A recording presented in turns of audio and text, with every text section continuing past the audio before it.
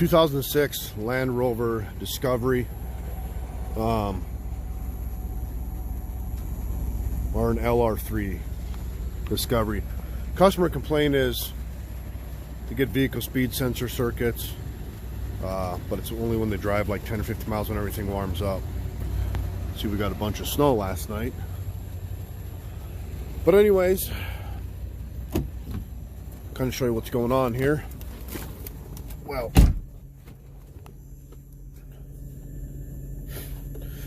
so I did a full system scan earlier, and there's a bunch of vehicle speed sensor faults right here. PCM vehicle speed sensor A, left front, left rear, right rear speed sensor issues. Well, I don't think they're all bad. Lost comm with audio unit, the instrument cluster. I mean, it's a Land Rover. I mean, there is stuff everywhere. Invalid data received from the transmission control module and the alternator control module. Let's clear all these. And then I had some overcharge codes too. So look at our voltage right now, 16.5 volts. Now this morning, this thing sat all weekend. Radio just came on. It goes on and off. But, which I might be an aftermarket radio. I don't know. Anyways, it sat for 3 days and the battery's completely dead. Now it's at 14 volts. Lost comm with audio control unit, instrument cluster, which if that's aftermarket, that's expected. So let's go to our PCM. Let's go to live data since we cleared everything out. When these vehicle speed sensor circuits are on, this thing's like, it's like a dog. It doesn't really want to do much. Look at 16 volts again. Let's see what I got here. Control module voltage 16.29. That is insane. The radio just went quiet again. What if we got an alternator issue? Vehicle speed. So let me set this graph up to 0 to 250 and you'll see why. So I'm gonna drive it, and look, it won't even go to park. So I gotta shut it off, restart it, then I can go and drive.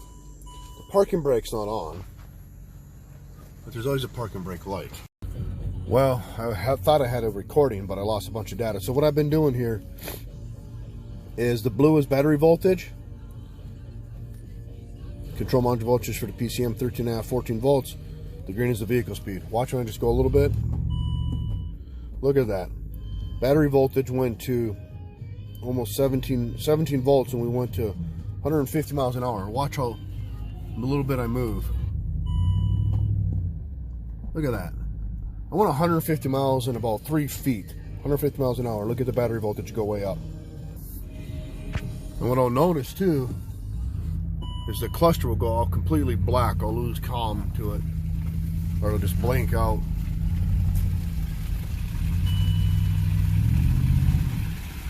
Look at that. This stupid thing focuses.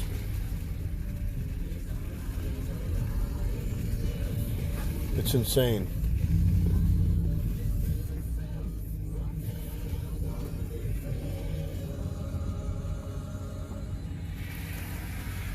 Let me do this. No, can't do that. Need a damn screen recorder. So I'm gonna get the gas. So I'm going. There we go. It's decent now.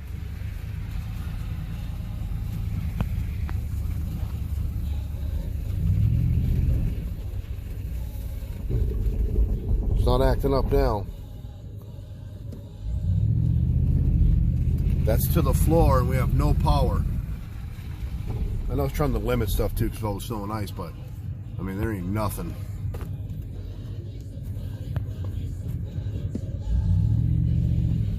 So now let's go back, read these codes. All this, then we get a vehicle immobilizer key incorrect, but all of our speed sensor codes. Let's erase it. Let's do it again. So what we're duplicating here, what we're seeing is There's no way all the vehicle speed sensors are bad, but when the voltage goes way up is when the vehicle speed sensors go all crazy. There's an alternator issue. We got a bunch of AC ripple, perhaps. You know, I did notice some lights flicker when I was first running this morning, and I know how to jump it, but even after 5-10 minutes of running, they were kind of flickering. I mean, look at that one with the door open. It's flickering pretty good. I don't know if you can see that in the video. Sign of AC ripple. So we cleared all the codes. Let's go back to the PCM. Oh my God, come on. Stupid screen's wet. It's just one of those damn warnings. I've been up since like 3:30, shoveling freaking snow. Battery voltage is good. Now let's just go in here and go to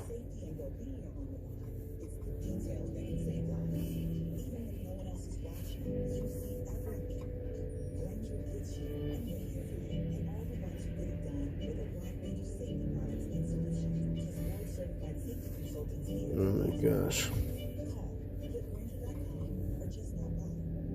I have two selected.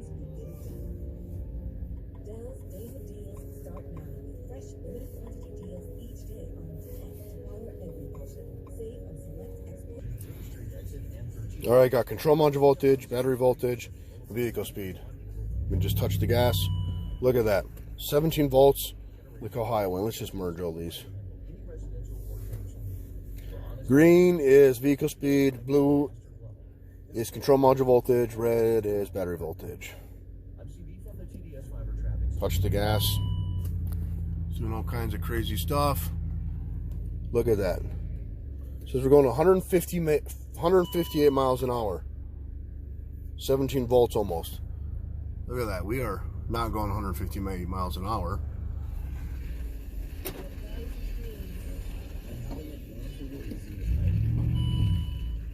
Look at that. It's crazy.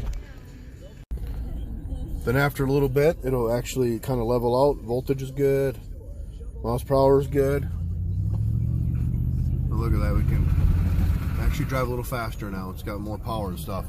So it acts like the overcharge condition is causing interference with the speed sensors, which could be just an alternator issue, right? AC ripple. So I think their next step is we need to check AC ripple and go from there. All right, so I got my oscilloscope hooked up. I'm off the battery positive post. It's kind of a pain to get to down there. Negative lead on the battery. Don't worry about the colors of my clamps. I just got them reversed. Does not matter. My oscilloscope's hooked up. I'm AC coupled. I'm on a 2-volt scale. Look at our voltage is excessively high. But watch this when I rev it up. I capture that. It's going to 1.29 volts. Peak to peak, almost 2 volts. AC ripple, 1.29. You should have a max of 50 millivolts, maybe 100 millivolts max. We got a ton of AC ripple. And watch when I go up it, the cluster goes out because of an over voltage condition. So it needs an alternator. All right, so I got the vehicle on the lift. Got the old alternator out. Here's the new one. Basically, I just pulled the tire off here. Pulled this little plastic sheathing off here. Up top, I moved some stuff to remove the serpentine belt because there's 2 belts, a front one and a back one. Alternator bolts up in there. There's the connector there. And then there's the battery connector there, which we're tested at. That one right there, if we unplug it, that AC ripple will go away. We're gonna put the new alternator in and redo our checks and make sure we're good. Alrighty, we got the new alternator in, all the wires hooked up. I'm gonna put this little skid plate back on. Belts back on, serpentine belts on, both are on. Put everything back together, clear all the codes, run it, do our checks, make sure this thing's good to go. Alright, it's all back together. I'm not gonna hook the scope back up. There's no need to. I can tell it's good already. It's been warming up for like 20-25 minutes. We're gonna drive it some more, but if you look here, our codes. These are from before, lost com with audio unit. I'm not sure, I think that's aftermarket, that unit there, but that was already there. Ignition switch input circuit from the parking control module, parking brake, that's always been there. unsecured relay, unused relay drive, that's always been there too. So I'll fault scan it again. Nothing, and once this is done, I'll pull up the live data again, and we won't be going from 0 to 150 miles according to the scan tool in, you know, 2 seconds or whatever. And then I get on it. Well, I'm barely getting on it, but if you rev it up when you're in park, before it would, you know, do an over voltage condition, bunch of AC ripple, over voltage. The clutch would shut off because, well, basically I guess it's protecting itself. We got good voltage there. He eventually may need to get a new battery. You know, it was overcharging the battery. That can cook the battery. It sat overnight, the battery was dead, so we'll let him know that just in case he wants, may have to get a new battery. Depends how it, you know, starts in the mornings. All right, it's done scanning. Same thing, except we got a low frequency count of BCM, which was there before. I remember that as well. So let's pull up some live data next. Alrighty, we're in the PCM control module voltage, battery voltage, vehicle speed. It's about right. So I'm gonna get on a little bit. So miles per hour is changing, voltage, but it's not exceeding nothing. Everything's going good. So we'll run it. I guess we'll go towards the base up here, run it a little ways, and then come back. Just to make sure, you know, get everything good and warm. It's been running for like almost 30 minutes now, but just to make sure, and then we'll be done with this video. So let's run it a little bit longer, and then we'll verify and make sure it's good. All right, still running.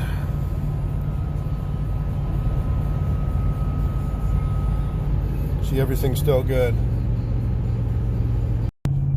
Now we're headed to the base, now we're heading back. So I'm gonna start getting on the gas a little bit, increasing in our miles per hour. Voltage is good, miles per hour is good. Drives so much better now. Because before our speed sensors were all messed up. But they're so much better now. Alright, I did another full system scan. Well, it's finishing up. It's gonna be the same codes that we had before that are always in there. But like I said, I mean, the vehicle speed, everything is spot on. So if we were to hook a scope up, which I'm not going to in the end part of this video because it's kind of a pain to hook up to get to the battery or to the alternator, battery positive cable, because I get all that back together. But if we were, I bet you we would be under 50 millivolts. Definitely 100, definitely under 50 millivolts. We don't have an overcharge condition. We've got none of that. You can tell already it's a night and day difference. So yep, IPC, loss come with the audio unit, just like before. Ignition switch in the parking brake, that's why it's parking brake, lights on. Ignition switch input, TPMS. Just from before, low frequency, unused drive, same stuff. TPS light was on in the brake, parking brake, so. Like I said, this thing is good to go. The alternator originally, that was bad. The dial bridge in there was bad. It was causing AC. So it creates AC, it goes through a dial bridge. And the dials are one-way valves. And only DC is supposed to come out. Well, AC was coming out, pumping into the whole electrical system. Well, the speed sensors on this for the wheels and stuff create their own AC signal. So it's picking that up and it's causing all kinds of issues. And it was overcharging it.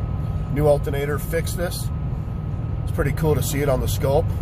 You know, excessive AC ripple. But right now, this vehicle is good to go. So that is it for this video.